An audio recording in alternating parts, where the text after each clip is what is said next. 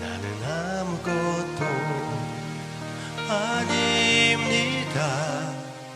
주님의 사랑이 없으면 나는 아무것도 모릅니다. 주님의 지혜가 없으면 나는 아무것도 못합니다. 주님의 능력이 없으면 나는 한순간도 못 삽니다. 주님의 생명이 없으면 이제 내가 사는 것 아니요, 그리스도 내 안에 사시니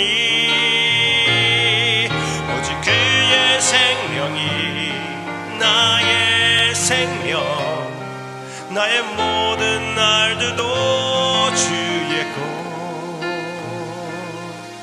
나는 오직 한 분 바랍니다. 나의 아버지, 나의 구원, 나의 주. 나는 오직 한 분, 나는 오직 한 분 바랍니다. 나의 아버지, 나의 구원, 나의 주.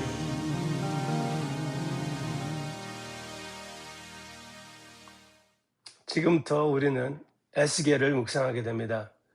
에스겔 선지자의 예언, 그 책을 우리가 함께 묵상하게 될 텐데 그 주제는 네 가지로 나누어지고 있습니다.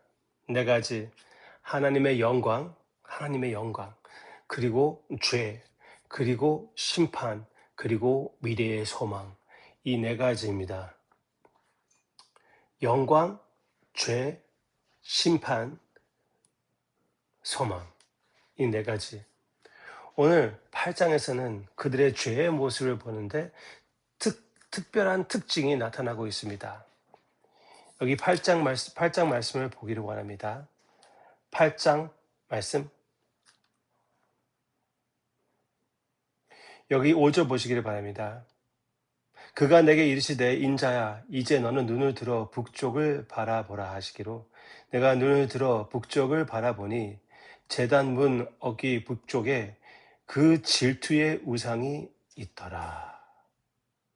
이 장소가 어디냐면요, 에스겔이 있는 곳에서 하나님께서 그 환상으로 인하여 이스라엘 땅, 즉 예루살렘, 즉 성전으로 데리고 간 것입니다.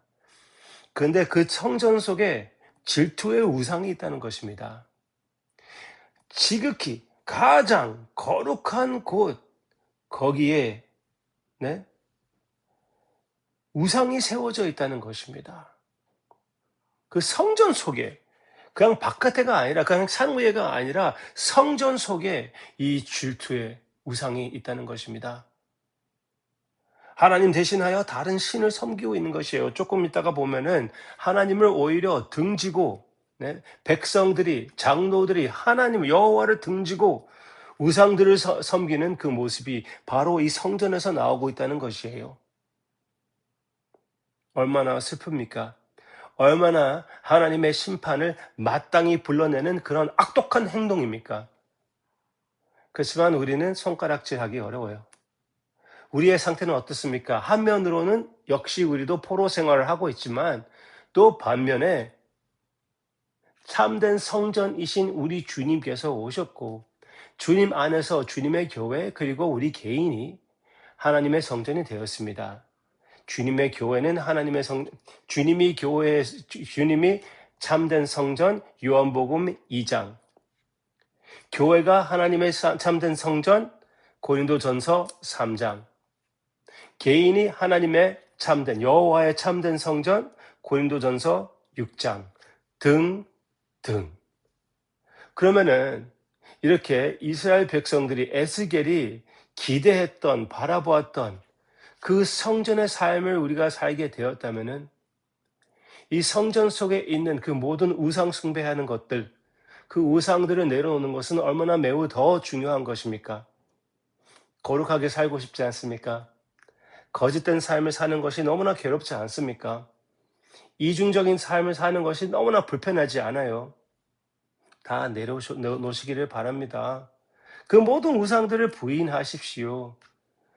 나에게 전혀 도움이 되지도 않았었잖아요. 결국은 그들의 결론은 죽음이었었어요. 네, 그 소망 없는 길을 가지 맙시다. 사랑의 길을 선택하여 우리 주님을 바라보며 참된 회개로 주님 앞에 깨끗하게 나아가는 이 성전을 잘 지키는 우리가 되기를 주님의 이름으로 축원합니다. 네, 여기에 그 죄의 모습이 나오고 있는데 하나님의 성전으로부터 그 죄가 있었다는 것이죠. 우리 마음 속에 또 우리 사이 가운데에 이 우상들이 있다는 것을 발견하고 내려놓으시기를 바랍니다. 그리고 영광, 죄, 심판, 소망이라고 했잖아요. 물론 그 소망은 예수님 안에 있는 것이고 예수님이 우리의 참된 성전이라는 것을 우리가 볼 수가 있고요. 그리고 보게 될 것이고요. 여기 첫 부분을 보면은 하나님의 영광이 나타나고 있는데 그발강 옆에서 이 환상을 에스겔이 보게 됩니다. 에스겔은 이 그림들이 엄청나요. 기대하시기를 바랍니다. 특히 그림을 좋아하시는 분들은 에스겔을 좋아해야 돼요. 네, 아주 진짜 영화의 장면 같이 막 이렇게 일어나는 그런 장면들이 있어요. 그것 가운데 그것들 못지않게 맨 처음에 에스겔이 시작이 될 때 그런 환상을 보게 되는데 여호와 하나님의 환상을 보게 됩니다. 그런데 그 영광이 어디에서 나타나느냐고요? 예루살렘에서요? 아니에요. 성전에서요? 아닙니다. 이스라엘 땅에서요? 아니요. 이 포로 생활을 하고 있는 그발강, 바벨론 땅에서 이 환상을 보게 된다는 것은 여호와 하나님이 그의 백성들과 함께 포로 생활 사이에 그 가운데 오셨다는 것입니다. 여전히 그들의 소망이 되시고 여전히 당신의 백성을 버리지 않으셨다는 것이죠. 그래서 여호와 하나님의 모습을 우리에게 이 환상을 보여줄 때 1장 28절 보시기를 바랍니다. 1장 28절. 1장 28절. 그 여호와 하나님 즉 예수님의 모습을 볼 때 예수님의 모습입니다. 28절. 그 사방 광채의 모양은 비 오는 날 구름에 있는 무지개 같으니 이는 여호와의 영광의 형상의 모양이라. 내가 보고 엎드려 말씀하시는 이의 음성을 들으니라. 네. 그 여호와의 모습을 보았더니 둘러싸여 있는 무지개가 나타났다고 얘기해 주고 있습니다. 무지개는 무엇을 의미하는 것입니까? 창세기부터 시작해가지고 그 무지개는 하나님의 신실하심, 약속 지키는 것을 보여주는 것이죠. 네. 그리고 예수님께서 요한계시록에서 나타났을 때 그 보좌를 둘러싸고 있는 무엇이 있었다고요? 무지개가 있습니다. 창세기에서도 그렇고 요한계시록에서도 그렇고 처음부터 끝까지 우리 주님은 약속의 주님, 신실하심의 주님이십니다. 우리가 지금 살고 있는 곳이 포로 생활의 곳이라고 성경 말씀에서는 가르쳐주고 있어요. 분명히 한면으로 볼 때는 한 나라를 맛보고 있는 동시에 포로 생활을 하고 있어요. 그거는 부인할 필요가 없습니다. 그렇지만 그 가운데 알 수가 있는 것은 분명히 우리도 그들 못지않게 오히려 더 우리는 주님의 영광을 보고 있다는 것입니다. 주님의 임재가 계신다는 것이에요. 절대로 성도님을 버리지 않으셨다는 것입니다. 잊지 마시기를 바랍니다. 부모가 절대로 자녀를 버릴 수 없는 것처럼 우리 주님은 절대로 우리를 버리지 않으십니다. 아주 작은 주님의 마음을 표현하는 것이 우리 사람들 부모의 마음입니다. 기도하겠습니다. 아버지께서 우리에게 이러한 귀한 기회들을 주셔서 주님의 신실하심을 생각하게 해주심을 감사를 드립니다. 여러 가지 재난과 우리의 죄 가운데 이 포로 생활에서 주님을 바라볼 때 많이 지치기도 합니다. 그렇지만 우리 자신의 상황을 바라보는 것보다 우리 주님을 바라보게 해 주시기를 원하고, 주님을 바라보면서 살아있는 소망을 느끼며 그 체험 안에서 주님을 기뻐하는 우리가 되게 해 주시옵소서. 우리 상황이 더 악화된다 해도, 아무 것이 없다고 해도 우리 주님과 함께하는 삶은 참된 좋은 선택이라는 것을 우리에게 확신시켜 주시고, 또 실제로 우리에게 경험하게끔 보여주시옵소서. 사랑하는 성도님들 가운데 마음의 갈등이 있는 분들, 그 모든 것을 내려놓고 오직 주님을 바라보게 해 주시옵소서. 감사드리며 주님께 영광을 돌리며 예수님의 이름으로 기도합니다. 아멘.